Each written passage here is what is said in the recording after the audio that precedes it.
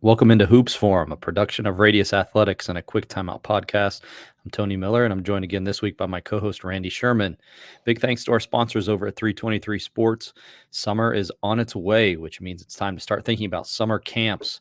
Your campers will love the 323 Sports Performance Camp T-shirts, which start at an incredibly low price of just $7.99. To find out more, visit 323sports.com, or you can contact a sales rep at sales@323sports.com. They'll be sure to do it right for your summer camp program.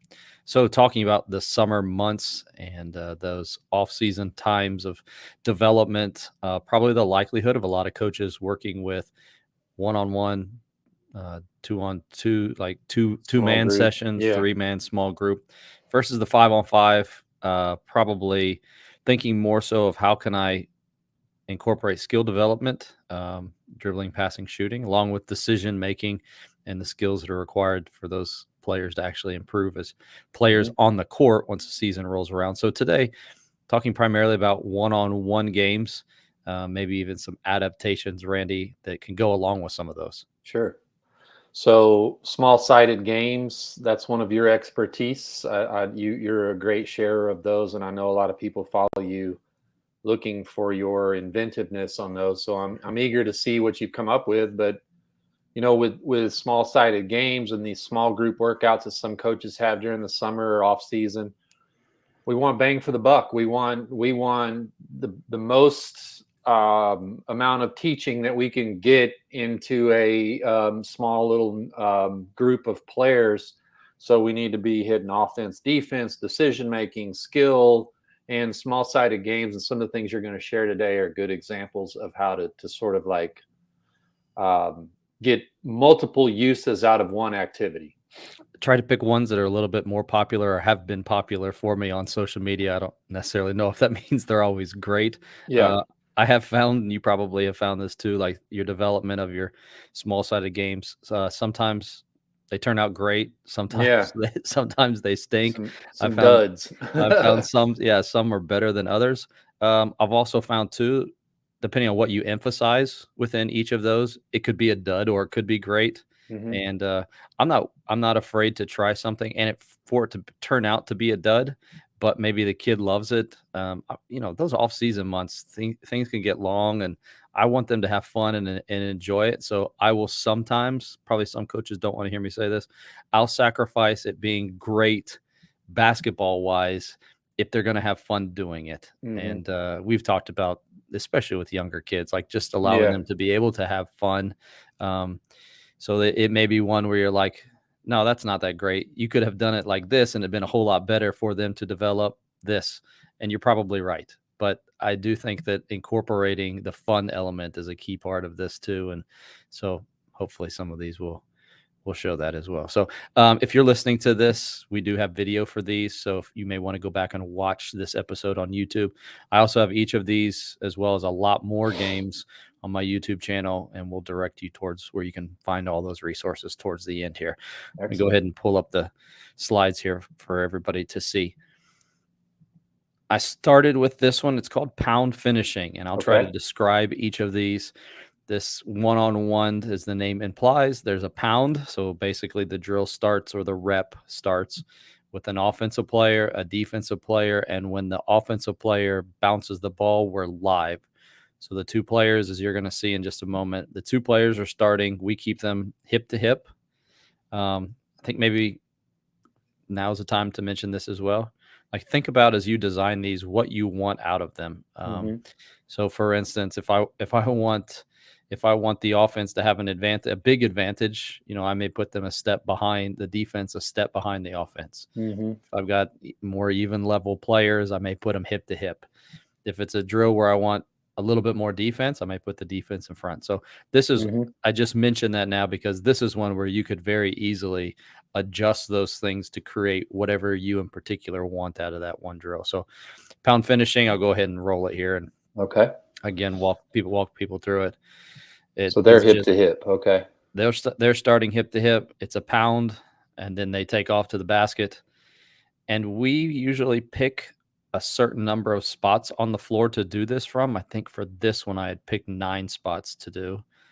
But adding in that element of competition where you can, in this case, the same player is going on offense at all 9 spots, I and got then you. we'll flip it over and have the defense go at all 9 spots and see who can have scored the most out of those 9 spots, and that's your winner.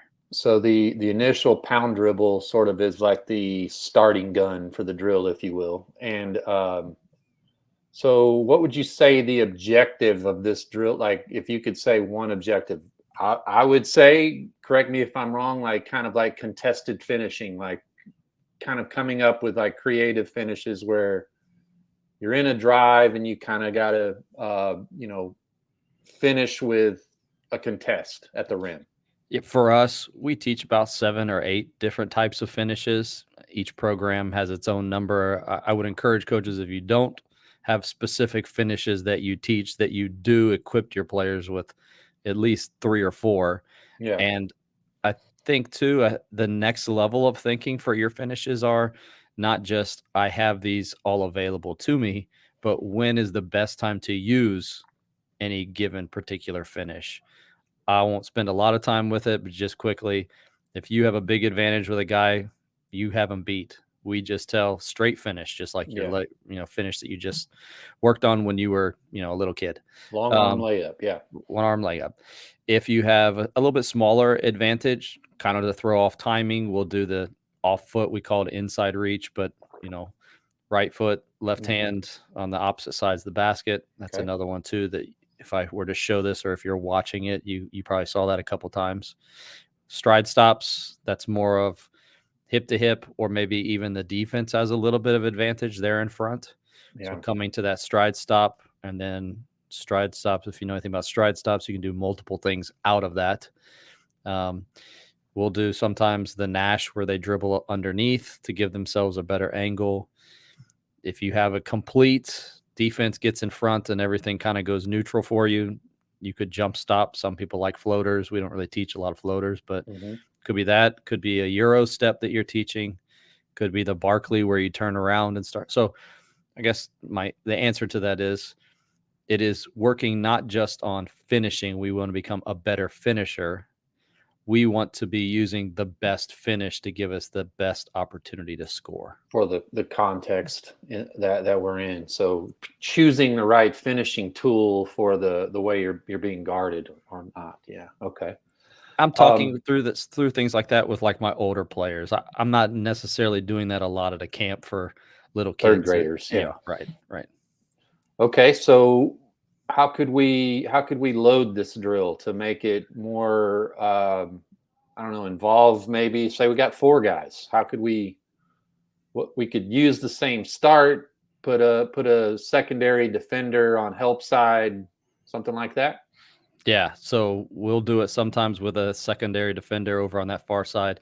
You go with just 2, and you're probably going to end up with a shot.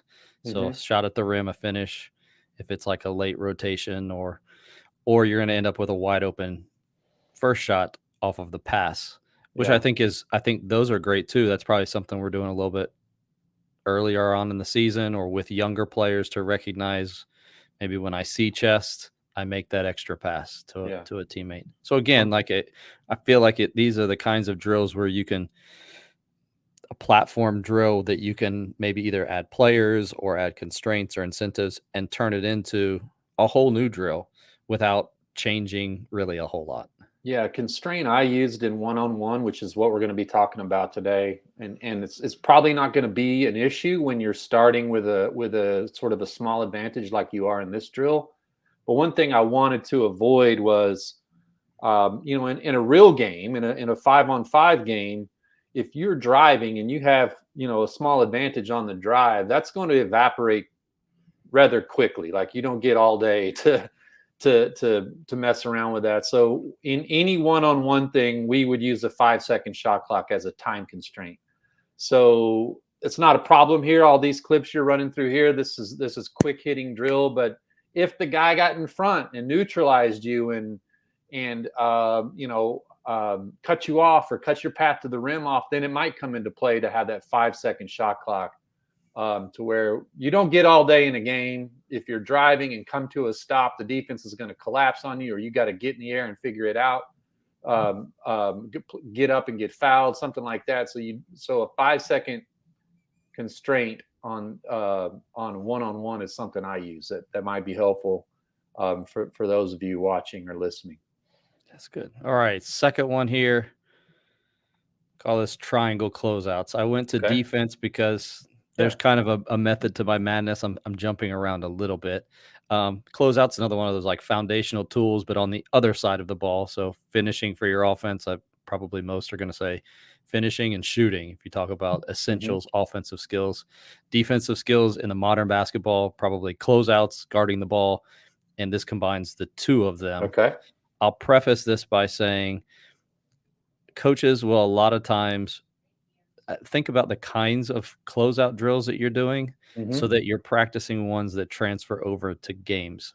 And what I mean by that is if you're watching this, with this drill, the ball starts on the block with the defender, and the defender passes it out to a coach or another player standing at the top of the key. Yeah. And on that pass out, the player who just passed it, your defender, is running out to the wing to play defense on the offensive player. Gotcha. So the triangle is player on the block, who is actually your defender, starts with the ball, Hmm. coach at the top of the key, and then offensive player on the wing. Ball is passed out to coach. Player starts closing out to the wing. Gotcha. Coach passes over to the wing, and then you're playing one on one.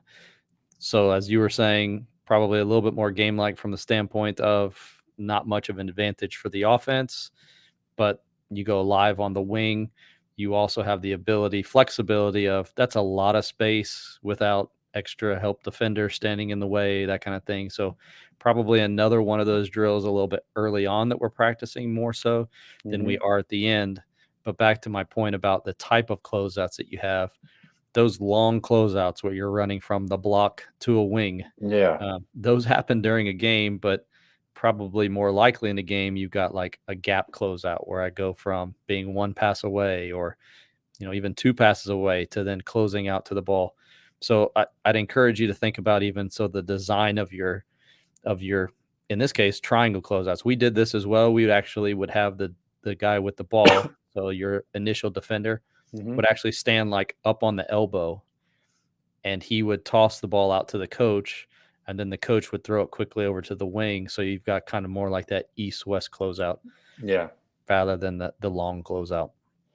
Well, this one, I think another another couple of points that come to mind as I watch this one would be the ball speed at which the two passers kind of go would challenge the closeout rep all the more. Just like in a game, the faster the ball moves offensively, the harder it is for the defense to catch up and get there. So when the coach gets it at the top of circle there, he could just hot potato it right to the wing, and that would really put stress on that closeout. Second, to me, what it's working on is the shot drive decision from the recipient of the second pass out. Um, do I have time to get off a shot? In this case, is most of the time maybe no. So that helps rep that shot drive decision of like that they're going to get to me, but they're out of control because they're coming so hard. I'm going to put it right on the floor. And I'm noticing too in your closeouts in these, you're mostly going no middle and closing out to the high side, but obviously that could be adjusted for your defensive philosophy. You could talk to players on the catch about attacking the high foot, making the guy opening his gate, trying to drive maybe to where they're not wanting you to drive, and trying to drive that high foot and get middle. You're working on popping back. So when you are attacked middle, you can sort of chest it and cut it off, which I'm seeing your guys doing a good job of there. So a lot of stuff here. I like it. Again, I would advise 5 seconds when that second player hits it. You got 5 seconds. That's it. The 2 points that I love about small sided games, what you just said, you can work on both sides of the ball. and emphasize offense and defense at the same time. And second of all, if you're watching this, you see it, the reps are super quick, which Hmm. means a lot of guys, if I were, it's paused right now for those that are watching. If I were to just show this to any coach, most of them would say that drill stinks. There's a huge line on both sides and only two people going, but that line moves fast. And you split them up onto two ends, you're only standing in line for about Yeah. 15 seconds and then you're repping again. So we get a lot of reps in on a drill like this in a 5-6 minute segment. One thing where we're putting the defense at a disadvantage like this by making them make that long closeout, two quick passes, they're already at a disadvantage. What I would say, well, I wanted to make clear to our defenders is like you're probably going to get scored on. It's hard. We're overloading the difficulty of what it will actually be in the game to stress you, to give you a sense of sort of like this is harder than it will actually be. We're doing that on purpose. It's the overload principle. I would want the defenders to know what is an acceptable outcome in this drill. So if you get scored on, but it's maybe you get the guy hits the shot, but it was outside the paint, and you were able to get in the air and contest the shot, and he scores outside the paint. We can live with that, like that's the sort of like what is an acceptable outcome. Yeah, that's great. That's great. All right, next one. This one is called attacking closeouts, and it's very similar to the drill that we just watched. So I'll go just through this really quickly. Okay. But this is one where if you're low on coaches, you don't have somebody you can pass to. Maybe it's just Mm-hmm. two people at the Mm-hmm. workout. Or I like to give this to players. If you go to the gym with a teammate, man, work on this for 5-10 minutes. Ball starts underneath the basket, tosses out, and you're playing one on one. Again, kind of defense at more so of an advantage here because everything is just north south running straight at a player. But offense, you're kind of being forced to turn around and use one of your finishes when the defense is neutral, similar to the last one, like I said, but a little bit different. Yeah. A lot similar. Playing with the defensive at a disadvantage. They're coming hard out, hard on a closeout. Um, I would say that this is a fundamental thing that we want players to be able to assess is, do I have time to shoot? If not, how can I use the momentum of the recovering defender against them? Mm-hmm. Mm-hmm. Yeah. All right, let me go ahead and go on to the next one here. This one we've talked quite a bit about Furman, so I thought I'd throw this one in here. A lot of coaches using small-sided games, I think sometimes primarily from an offensive perspective, like emphasizing something offensively. This one I like, and I like to do it early, is simply defense being able to guard the basketball. And if multiple D1 coaches are telling me that we have difficulty guarding the basketball, like it's across the platform. Players just need to learn how to guard the basketball. And so another kind of disadvantage for the defense because the offensive player is attacking them downhill. So you're going from almost like a standstill position to having to guard this player who's running at least 3-4 speed at you. Constraint wise, keeping players more so towards the elbows. I think their emphasis this day was keep them out of the paint was as simple as they had. So Yeah. to your point, last point, the offense a lot of times was still going to get a shot off. It wasn't about like just eliminating shots, but they were trying to keep them out of the paint. Yeah, make it a tough shot, a contested two, So the drill begins with sort of some momentum by the offensive player. They have some runway, right? Yeah. So they start just a step inside the half court line. And then the defender is starting at the top of the key. And so he basically has from the top of the key to those elbows to level the driver out to keep him out of the Try to paint. force him out toward the corners if he can, which is, man, what a big challenge. Like, again, this is another example of like, it's not this hard in the game because you've got you might get a stunt or a little bit of help from either side or something like that. So you're having to guard a tremendous amount of space one-on-one. A couple of applications I can think of here, like what does this moment that I'm seeing mimic in a game? It could be transition defense, like we're back, but the ball's coming at me really hard, and they're trying to crack the shell with penetration, and we want to stave that off or force it wide in transition. We worked a lot when I coached on like, flipping to the offensive perspective here of we called them one man to beat drills, meaning like if you imagine in football, there's a guy who caught a punt, and he sort of broke through that initial of the punt team coming down to tackle him. He broke through that, and he's about to score a touchdown, but there's one man to beat. Maybe it's the punter back there who's kind of having to sit down in sort of in a stance to get ready to try to make an open field tackle, which is kind of like what this is. The ball's coming at me hard. I'm having to kind of just do my best, man. Like this is a bad situation. It's coming at me hard. There's one man to beat. So we worked a lot offensively on our one man to beat moves, like a hard stutter or an inside out or a inside out crossover or a smitty or something like that, to sort of like set up that one man. Like if I can just get by this guy, I'm home free for a layup. Just like the punt returner, if I can just get by this guy, it's pay dirt, right? Mm-hmm. Yeah, that's good.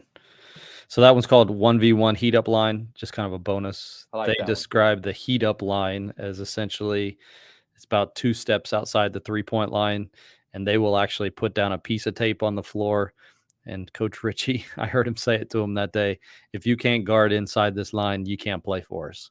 So that's where they get the So it's name like of their it. pickup point. Right, pickup point. Gotcha. All right. I like that one. Here's a fourth. I'm going with shooting. So not all finishing, not all defense. This one is just for shooting. It's not used as like a shooting and or driving drill.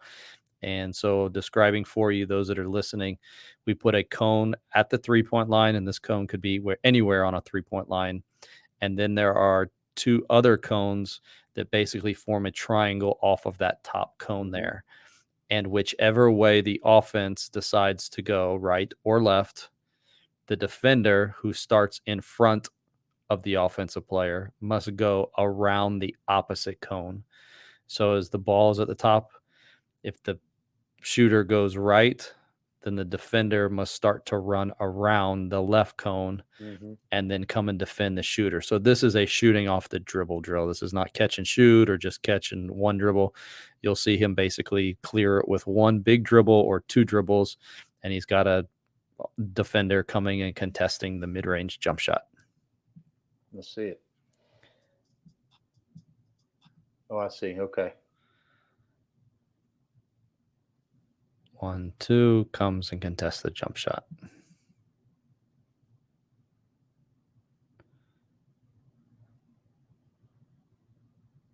So again, one of those that, not a catch and shoot, may not be one that you use with all levels of players, especially if you're not a mid-range jump shot person. But I think especially for like our point guards or players who are in pick and roll situations, and they're going against like a drop coverage with a on-ball defender who is getting around a screen and attempting to contest that mid-range jump shot.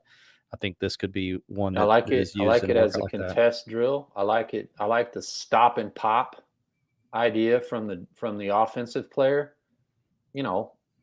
Mid-range shot has a role and a place in basketball, and like you gave a good example, but this could come after a shot fake, like a guy, I wanted to shoot a 3, I used a lift fake, I got the guy off the ground, and he gets back into play after I fake him up or something like that. Really, a really good skill is to be able to do what the player in red here is doing. Now the player in blue is to sort of have this horizontal energy that I have when I'm driving, get to 2 and transfer that to vertical energy. Like that takes like strength in the lower body, good footwork, and to sort of like drive and get on 2 and stop and pop like that. That's man, you just watch Devin Booker next time they play. Like For he's sure. excellent at this, and sort of like gets his shoulder down, gets to a guy, gets off 2 feet, and elevates right into that pull up in that soft spot between running them off the line and protecting the rim. Yeah. All right. Next one here. This is more of a catch and shoot, again, with a defender who's giving pressure, but the defender is at a disadvantage. You'll see just because of where he starts. So we'll set up two cones on the Mm-hmm. perimeter.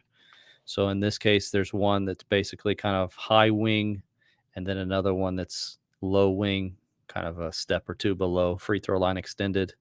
And the offensive player starts outside the 3-point line next to the low cone. The defender was going to chase around that cone and put pressure on the shooter.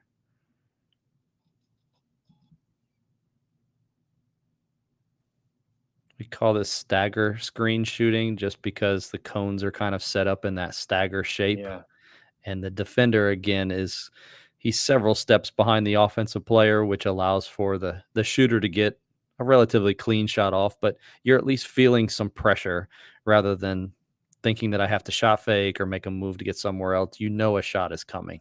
So the shooter is moving into the catch and immediately has to do several things that look easy sometimes by some players, but are very difficult.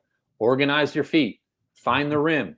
Like when you're coming off of a down screen or a double screen, or even if it's just cutting up out of the corner on a blast cut to get a catch at the wing and going right into a shot, locating the rim, organizing my feet.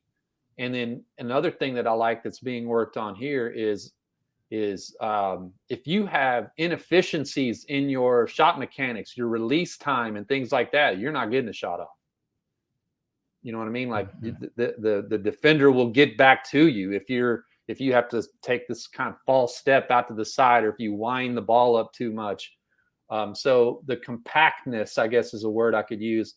Of I find the rim, my feet are organized, I get right into my shot, and we could speed that up or slow it down by the placement of those cones to really help a player. Okay, you've got a good shot, but it takes you too long to get it off. So things like that. Yeah.